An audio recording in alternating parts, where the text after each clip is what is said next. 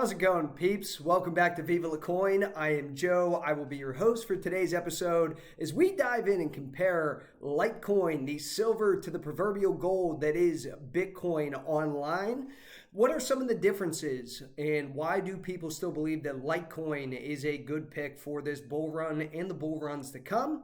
And if you have any questions by the end of this video, leave a comment down below. Make sure to share this video with any of your Litecoin bag holders.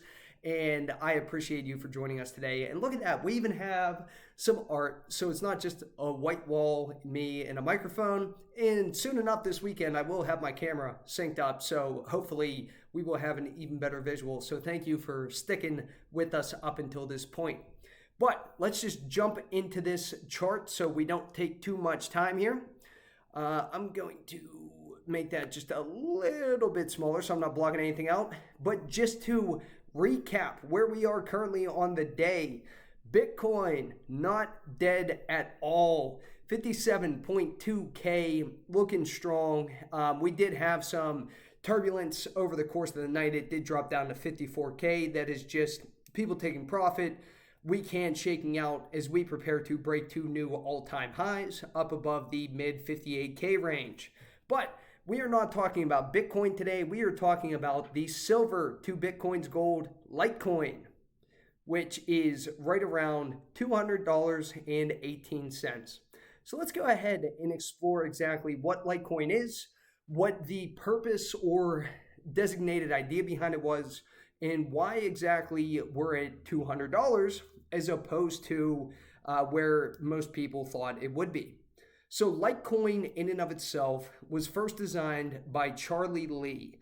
He was a blockchain expert that built Litecoin to be a backup to Bitcoin's gold standard.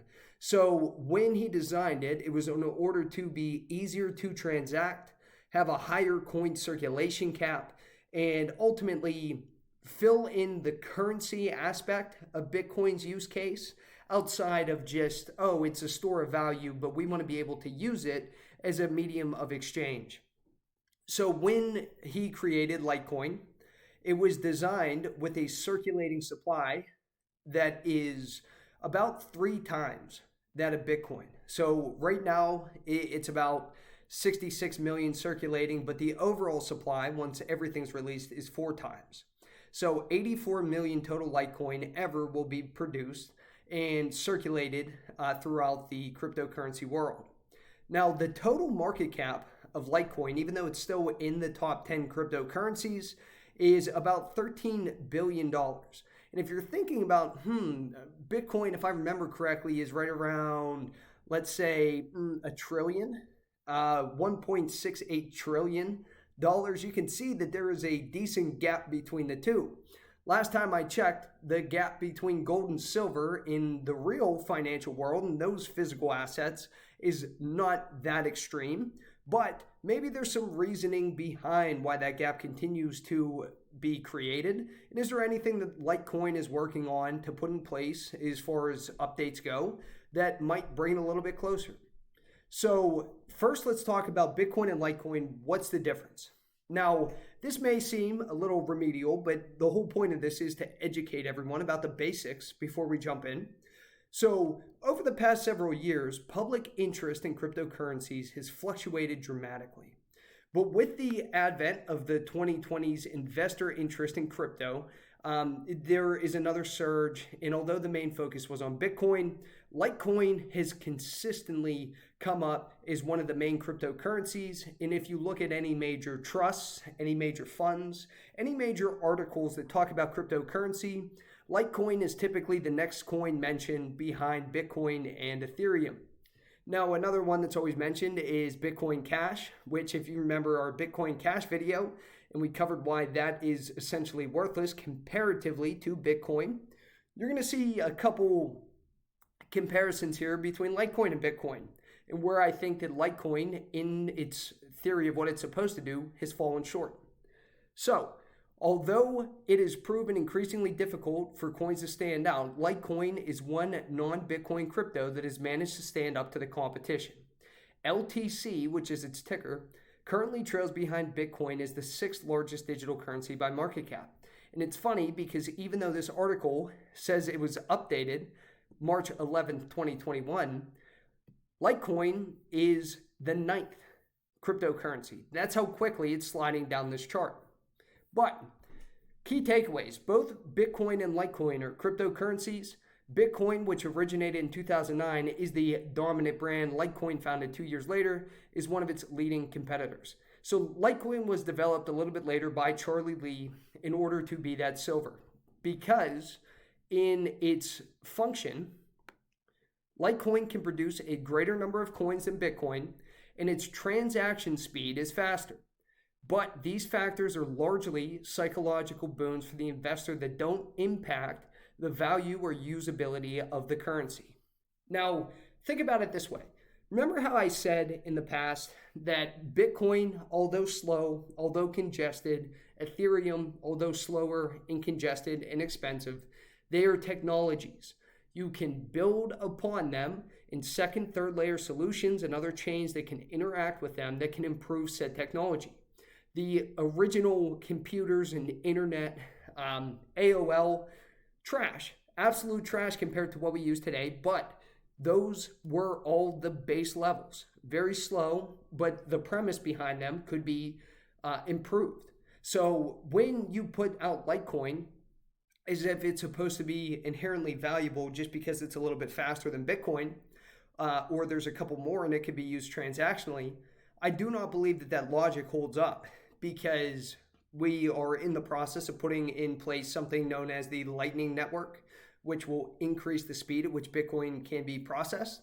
And also, Bitcoin has now been used inherently as a store of value, not a currency at the moment. Now, yes, Litecoin has been purchased en masse by companies like Grayscale that are holding it in their trust, or companies like PayPal that are using it to transact. But I don't believe the value is there for Litecoin. And it's not just my belief in this, because remember, I by no means am a financial advisor, so do not listen to me for any type of financial advice. But what I'm going to do is actually look at a historical comparison. So this is Litecoin's historical chart. So we can look back at the original bull run back in 2013 into 14, the second to last one, which was 2017 into 18, and then this current one that is taking place from end of 2020 into the present.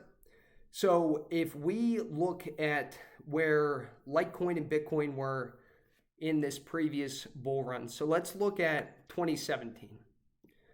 So Litecoin's most expensive that it was at its absolute peak, if I can get it to land on that point, was about $420, right around,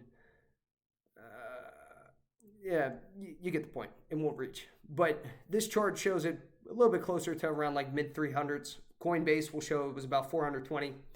At that time, Bitcoin, its absolute peak was right around $20,000. So if we take $20,000 and we divide that by Litecoin's 420, Bitcoin was about 47 times more valuable than Litecoin.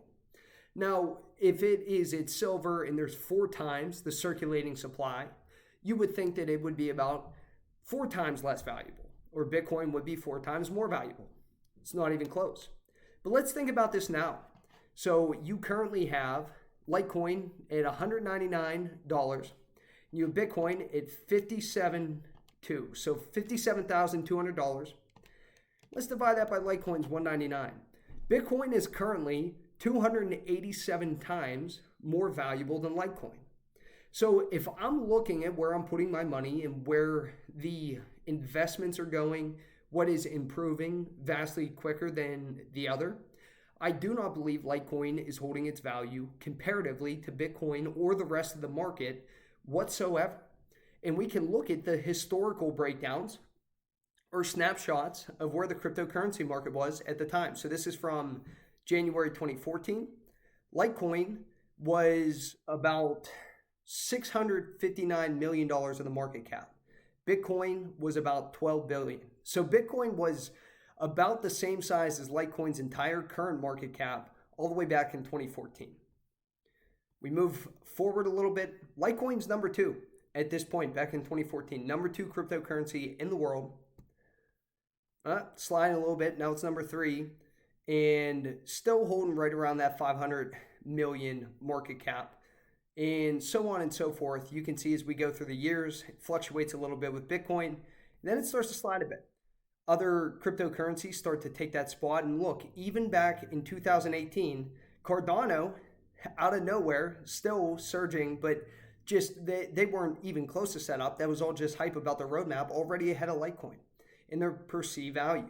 And Litecoin's market cap was $15 billion, which ironically enough, back in 2018, is still higher than it currently is. Its current market cap is $13 billion. So it was more expensive. It is a total market cap 3 years ago. While the rest of the market takes off and Bitcoin's hitting new all-time highs and you have different cryptocurrencies going up 10, 20 times. Cardano did a 1,500% increase. Litecoin still hasn't even gotten to about half of its previous all-time high, which ultimately is not what you want to see in a cryptocurrency that you want to invest in. So when you're looking at how to judge what Litecoin is going to do, I would look at its current market cap and say, why have we not even broken all-time highs? And I think that's because all the utility of Litecoin being faster, being the silver, being higher in circulating amount, none of that matters because all those other problems have been solved by other cryptocurrencies, other solutions, other second and third layer tie-ins that just makes Litecoin irrelevant. But you're going to have people say, well, we have this big deal going on with a concept, Mimblewimble, which is a privacy feature that's coming to Litecoin, apparently. So they've been talking about this for years, that they were going to add in privacy to Litecoin.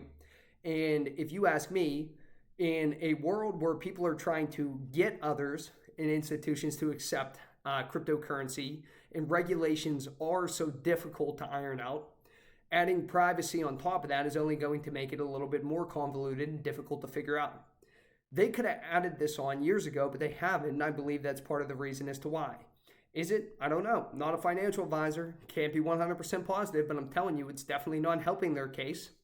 But if adding privacy to your coin is the only thing that's going to make it more valuable, well, guess what?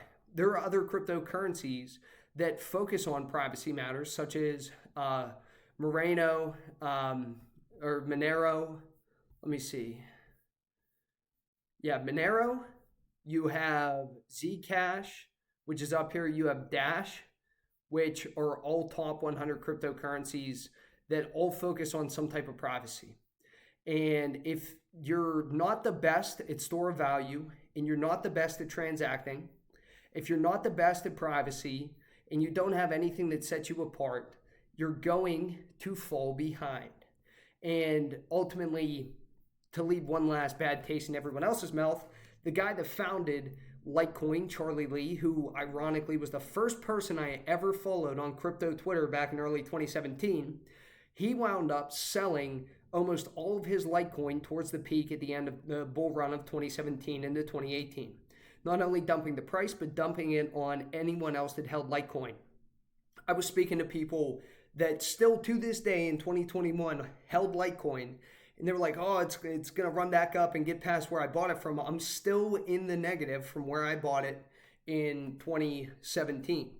Well, it's probably the founder of Litecoin and their outlook of how they've treated their project and the people that have held it up to this point that has left you in the dust. And just in holding that over the course of the bull run up to this point in 2020 into 2021, you have still not gotten back to break even. Well, everything else in the crypto market has shot up just immeasurably in comparison. So when it comes to Litecoin, I understand in name recognition or early network effect of being the silver to Bitcoin's gold. I understand why people hold it. I get it. But I'm here to say I do not think comparatively to the other projects that are out, the other network cryptocurrencies such as Ethereum, Polkadot, Cardano, the other transactors, even beyond Bitcoin. If you're looking at privacy coins, there are better privacy coins.